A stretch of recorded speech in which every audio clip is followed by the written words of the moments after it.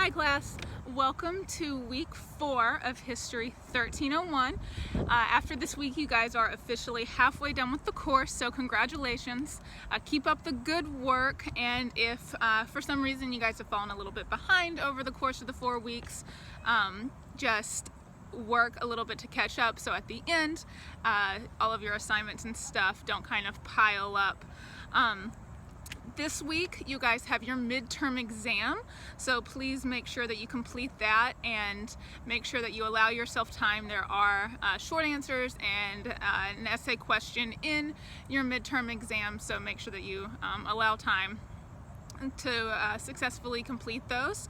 And you also have your weekly assignments like your discussion and your quiz, so please make sure that you check the announcements and the syllabus to see everything else that might be due this week. So this week you guys will be reading in your discussion about Thomas Jefferson and talking about that. So today I am here at the Tidal Basin in Washington, D.C. Behind me you can see the Washington Monument, and over here this little dot, it's across the Tidal Basin so it's hard to see, but that is the Martin Luther King Jr. Memorial over there. And then behind me through these trees, and we'll walk up to it in a minute, is the Thomas Jefferson Memorial, so I'll walk you through there later. But I wanted to talk about Thomas Jefferson because he obviously is a very important person in American history, but he's also a really good example to show how complex people and historical figures are, and how oftentimes history will wash over a lot of detail about people. You don't really get the full picture, so you have to do research and you have to look into it to get the full idea of who people are and what they're like. So he shows that people can be both good and bad. You can make good decisions, bad decisions, have good beliefs, bad beliefs. No one is totally good or totally bad, but a lot of times in history with him, he's known as the writer of the Declaration. He's one of our founding fathers, and he's often painted in a very good light. So he is a really good example of how history is written often by the victors, and how things can sometimes be whitewashed in history to only show the good. So today in our video, I'm going to go over a few good things that Thomas Jefferson is known for, and then I will alternate with some of the negative aspects of his life. So of course, let me navigate here. So of course you guys all know of Thomas Jefferson as an early president of the United States, one of our founding fathers, and he was the primary author of the Declaration of Independence. Of course, there were other people that worked with him on that were authors, but because of his writing style and his disposition, he was nominated as the primary author. That was a great thing that he was known for. Alternatively, he also had this very, very deep hatred for Great Britain. He was in a lot of personal debt throughout his life, and he was always in debt to British banks who refused to accept American currency. At one point, he was personally in over $100,000 of debt to Great Britain, and he believed that America was in an eternal war with Great Britain that would only end with the demise of one or the other. After the War of 1812, his hatred for Great Britain grew even deeper, especially after the British set the White House on fire, and he wanted to hire an arsonist to secretly burn down St. Paul's Cathedral in London. So another thing that he believed, or that was connected to his deep hatred for Great Britain, was he said that George Washington was unpatriotic and had surrendered to the seductions of a harlot England. Because of this belief, he even skipped George Washington's memorial service after his death in protest of his relationship with Great Britain. Another good thing that Thomas Jefferson is known for was he was the primary author for the Virginia Statute of Religious Freedom. This, back when it was created, was known as Bill 82, and this he wrote after the British, or after Virginia was no longer connected with the British, and he wanted to give religious freedom to everyone that suffered under the established church in colonial Virginia. So basically what this was an introduction of the separation of church and state. It was really supported by Presbyterians and Baptists in the area that felt like they were suffered, and it was adopted in 1786 and guaranteed religious freedom for all people. So that was another good thing. It also influenced First Amendment. So another negative thing behind me, you can see his memorial. I'll walk you through there in a minute. He ran the first negative political campaign ad in our nation's history. Before the election of 1800, when he ran against John Adams, presidents didn't really go on campaign. But he changed this when he hired John Calendar, who you guys will read about, to attack Adams.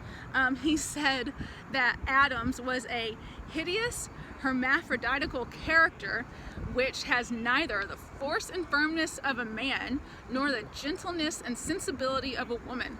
He called John Adams a fool and a hypocrite and a criminal, and he was convinced that he convinced the American people that Adams only wanted a war with the French. Adams also partook in this and called Jefferson some names like a half-breed Indian squaw sired by a Virginian mulatto father. So it wasn't very nice, and it was the beginning of smear campaigns, which are really common today. That's often what we think about when we think of political or presidential elections. So it's common. Good thing that he is known for was the Louisiana Purchase. In 1803, when Jefferson was president, he made the Louisiana Purchase. He bought a huge chunk of land from Napoleon for only $15 million, which sounds like a lot of money, but that's less than 3 cents per acre. More than doubled the size of the U.S. And then, in order to establish American presence in the U.S., or in the Louisiana Purchase, and to map it, figure out everything that was there, he started the Corps of Discovery Expedition, which was led by Lewis and Clark. So that was a huge win for our country. But conversely, Napoleonic Wars, he bought the Louisiana Purchase from Napoleon, who needed that money to fund the wars. But Jefferson meddled in it a little bit. France and Britain were trying to block each other from trading with America during this time, and in 1807 a British warship attacked an American freight ship that was sending goods over to France, and Jefferson imposed an embargo on all American overseas trade with the Embargo Act of 1807, which caused the American economy to drastically drop, and it almost caused a depression. So it wasn't a very good decision for the nation to do that. He also, when croppers refused to follow the Embargo Act, would have them detained and would hold them without trial, which was a violation of their Fifth Amendment rights. I'm gonna turn around, give you guys another view over there. You've got DC going back in there. Big view of the tidal basin here. All right, so just a couple more things about Thomas Jefferson, then I will take you guys into his memorial, which is currently being renovated there, but we can still go in and see. So in 1806, he had an annual message to Congress, and he called for the for the criminalization of the international slave trade. And the next year he signed the act prohibiting the importation of slaves that was signed into law, and no new slaves could be imported into the U.S. So Thomas Jefferson essentially abolished the slave trade. Now slaves of course could be traded within the U.S., but they could not be brought in to be sold. So that abolished the slave trade, which is an amazing thing. But he was also a deeply racist individual. He opposed abolition. He tried to introduce laws into the Virginia House of Burgesses that would prevent free black people from entering or leaving the state of Virginia, because he believed if slaves saw a free black man, they would rebel, and then that would hurt the plantation system. He also tried to create laws that would banish children whose fathers were black and banish women who had children by black men. Some of these laws were very extreme that the average Southerner disagreed with them, and some historians believe that he made these laws to hide his family that he had with Sally Hemings, who we'll get to in a minute. But in his book, Notes on the State of Virginia, he called black people orangutans, and he said that they had a, quote, very strong and disagreeable odor and were, quote, inferior to the white in the endowment of both body and mind. So he had some very, very racist views as well. One final good thing that he did, one of the top things that he wanted to be remembered for, was his creation of the University of Virginia.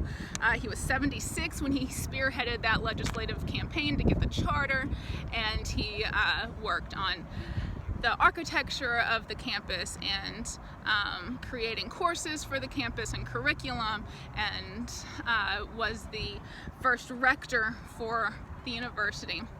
And that's a very influential university, one of the top public universities still today. And the last thing that we'll talk about, you guys will read about this week for your discussions, and that is his relationship to Sally Hemings, who was a chambermaid to his daughter.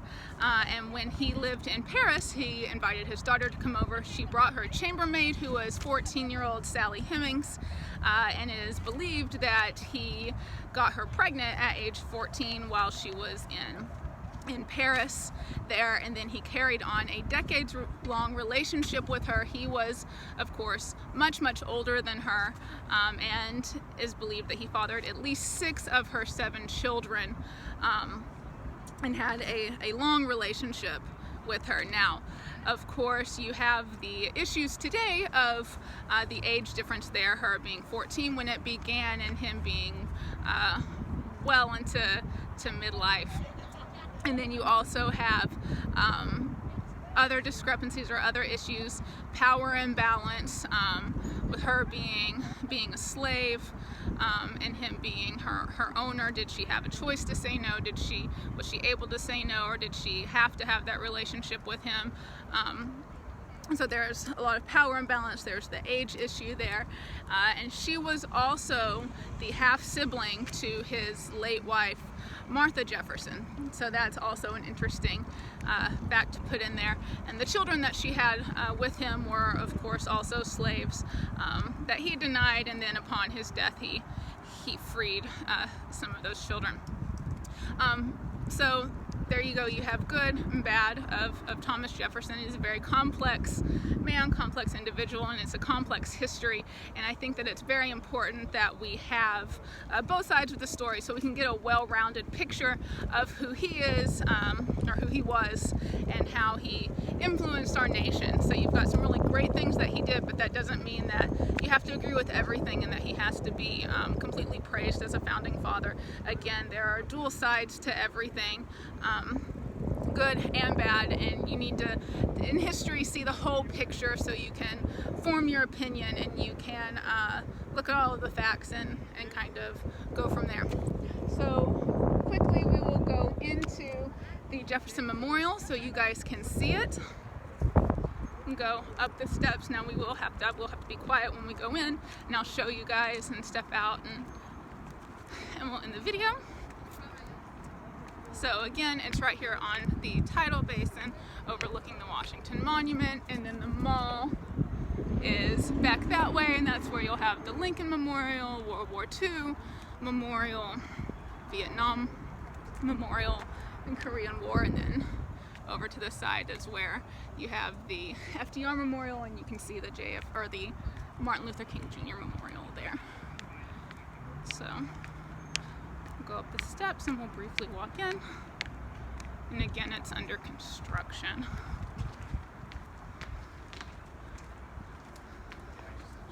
Hopefully it won't be too loud. All right. So we have the dome here, and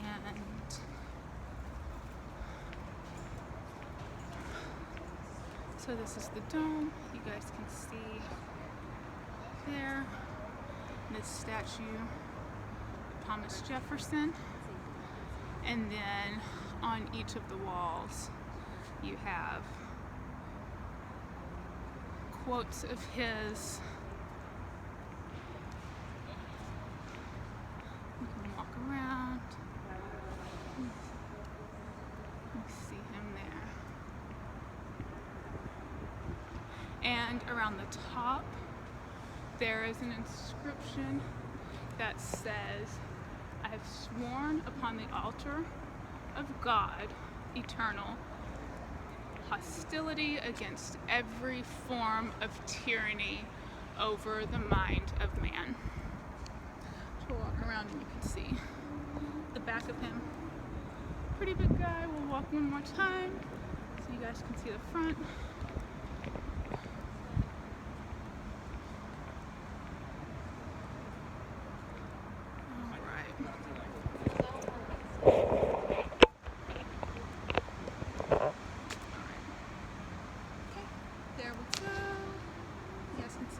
All right, I hope you guys have a great week.